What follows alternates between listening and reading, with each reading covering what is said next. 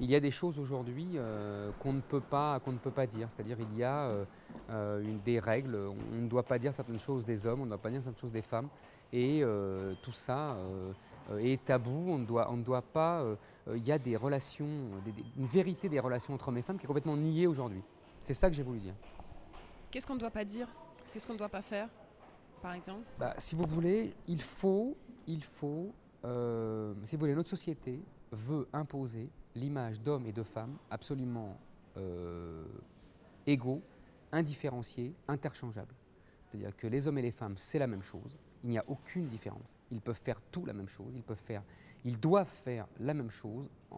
Il n'y a plus de différence. C'est ça que notre société essaye de vendre à toute force. Et si vous dites non, moi je continue à penser que ce n'est pas pareil. Non seulement je continue à penser que ce n'est pas pareil, mais en plus je veux que ça ne soit pas pareil parce que je pense que c'est le produit de la civilisation et je tiens à cette civilisation-là. Vous passez pour un odieux macho, fasciste, etc. Les mots ont un sens. Macho a été, moi je compare, vous savez, dans les années 30, le Comintern, l'association des communistes sous la direction de Staline, avait donné comme mot d'ordre de traiter tous les adversaires du communisme de fascistes, quels qu'ils soient. Et aujourd'hui, nous avons fait exactement pareil avec macho, c'est-à-dire que tout ce qui est masculin, viril, traditionnellement masculin et viril, je veux dire, est traité de macho. Et d'ailleurs, ça a des conséquences terribles, c'est-à-dire que les hommes sont complètement perdus, ils ne savent plus qui ils sont. Et du coup, les femmes, par réflexe, disent « Ah oui, moi, je ne veux pas d'un macho ». Mais en fait, elles ne savent même pas ce qu'est un macho, et elles ne savent même pas ce qu'elles veulent. Je pense qu'il y a cet étrange comportement vient, ça nous ramènerait à long, c'est-à-dire que je pense qu'il y a une volonté des hommes, d'abord, de ne plus être des hommes selon les critères traditionnels. Alors bon, moi je reviens à la guerre 14 dans mon livre, je pense que là il y a le rapport à l'homme à la guerre, le rapport de l'homme à la guerre qui était le déterminant de son identité depuis des milliers d'années a changé. Il n'est plus un héros, il est dans la boue, dans les tranchées, il se met plus bactère pour éviter la mitrailleuse, etc. Hein, bon, le corps de l'homme change. D'autre part, le capitalisme change. Le capitalisme veut des consommateurs et non plus des producteurs. Hein, les producteurs, c'est bon pour la Chine et l'Inde. Hein, aujourd'hui, on veut des consommateurs et le meilleur consommateur, c'est la femme. Et donc, il faut transformer tout le monde en femme. Et troisièmement, je pense qu'il y a l'action de mouvements minoritaires, comme les féministes, les militants gays. Je dis bien gays et pas homosexuels, hein, on y reviendra si vous voulez, parce que moi, je fais une distinction. Qui ont intérêt, qui travaillent à cette indifférenciation, à ce désir du même. Nous sommes une société morbide. J'ai une sexologue qui est venue me voir à Toulouse et qui m'a dit vous avez tout à fait raison, moi ce que vous écrivez, je le vois dans mon cabinet de consultation et nous sommes dans une société morbide. Et donc pour combattre cette morbidité, eh ben, on met des femmes nues partout, parce que justement, mais je suis tout à fait d'accord, mais parce que justement, on n'arrive plus à susciter le désir. Il faut bien réveiller ce désir masculin, c'est le vrai problème de la société, c'est réveiller le désir masculin. Vous savez, moi je pense que le féminisme en fait a eu un effet, c'est de permettre aux femmes de la grande bourgeoisie de voler aux vrais prolétaires leur statut de prolétaire. Parce que ces femmes de la grande bourgeoisie qui se prennent pour des femmes qui ont été martyrisées et tout, c'est faux. Les vrais prolétaires, c'est les hommes et les femmes du prolétariat, les ouvriers, les paysans. Et c'est pas Madame de Beauvoir et Madame Badinter. Hein, elles n'ont jamais souffert de la domination, jamais. Seulement, elles ont volé par un hold-up idéologique le statut de dominé au vrai dominé. Alors, il faudrait savoir qu'est-ce que les aspirations réelles des femmes. Ça serait une bonne question. Vous savez, Freud disait déjà qu'est-ce qu'elles veulent. C'est une vieille histoire.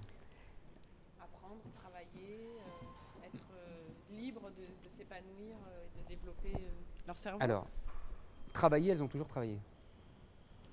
Dans l'histoire de l'humanité, elles ont toujours travaillé. Les femmes qui ne travaillent pas, c'est... Enfin, j'exclus le travail au champ. Et pourquoi vous excluez le travail au champ? Parce que je vous parle de développement intellectuel. Mais toute l'humanité travaille. Alors les hommes ne travaillaient pas alors avant. Ils étaient tous au champ.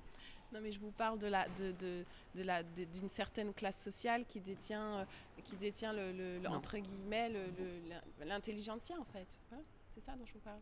Mais vous La croyez, littérature, les et vous sciences. croyez, et vous croyez que les femmes en étaient exclues? Mais je vais vous prêter des livres sur l'histoire du XVIIe siècle, du XVIIIe siècle. Vous allez voir que les femmes n'en sont nullement exclues. Vous allez voir que Madame du Deffand correspond avec Voltaire d'égal à égal. Vous allez voir que Madame du Châtelet, pareil, avec Voltaire, elle n'est pas du tout minorée. Vous allez voir que les femmes qui reçoivent Rousseau ne sont pas du tout ridiculisées. Mais c'est des femmes d'exception, peut-être. Mais les hommes aussi étaient d'exception. C'est ça qui m'énerve à chaque fois dans ce type de discussion.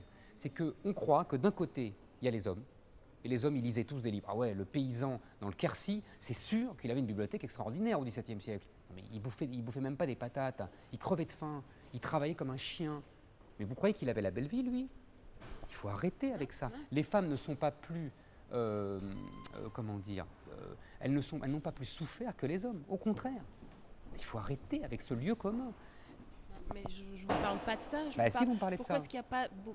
Enfin, vous n'allez pas me dire qu'il y a beaucoup de livres écrits par des femmes, mais c'est un vrai problème pour les femmes. Parce que les femmes créent moins et transgressent moins que les hommes.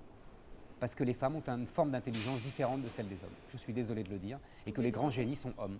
Je sais que ça ne se dit pas ça aussi, c'est pas fémininement correct, mais c'est la vérité. C'est-à-dire que ceux qui osent transgresser sont des hommes. Ce n'est pas des femmes, c'est comme ça. À part de rarissimes exceptions qui existent évidemment, mais c'est comme ça. Mais c'est aux femmes de se poser la question. Elles n'ont pas la même forme d'intelligence que les hommes, elles n'ont pas la même forme d'approche des choses que les hommes. Oui, il y a une vraie question. Mais pourquoi, à votre avis? Pourquoi? Il faut demander au bon Dieu. Ah oui. Peut-être qu'il a une réponse, lui, on ne sait jamais. On ne lui demande jamais rien. Voilà, c'est exactement la réponse à votre première question. Vous voyez, le fémininement correct, c'est exactement ce que vous dites.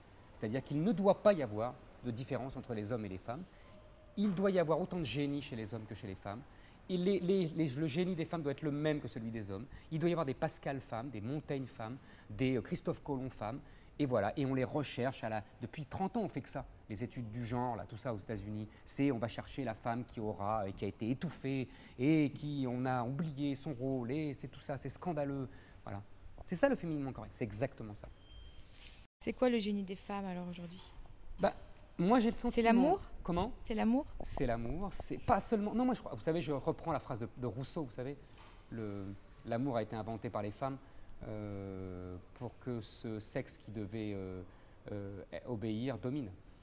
Je crois que l'origine de tout ça, c'est que les hommes chassent et que les femmes ne chassaient pas. Vous allez me dire, c'est scandaleux, la femme aurait dû chasser. Et c'est comme ça. Non, tant mieux. Alors, vous voyez, oui, mais donc, je ne vous le fais pas dire. Mais du coup, ça a des conséquences. Les hommes se vengent. Non, ils se vengent pas. Ils se vengent pas. Ils ont des rôles différents. Ils ont des rôles différents, c'est comme ça. Mais aujourd'hui, on n'a pas le droit de dire qu'ils ont des rôles différents. C'est interdit. Et on doit dire qu'ils ont des rôles interchangeables. Moi, je ne suis pas d'accord. Et je pense que l'interchangeabilité est en train de détruire notre société. C'est tout.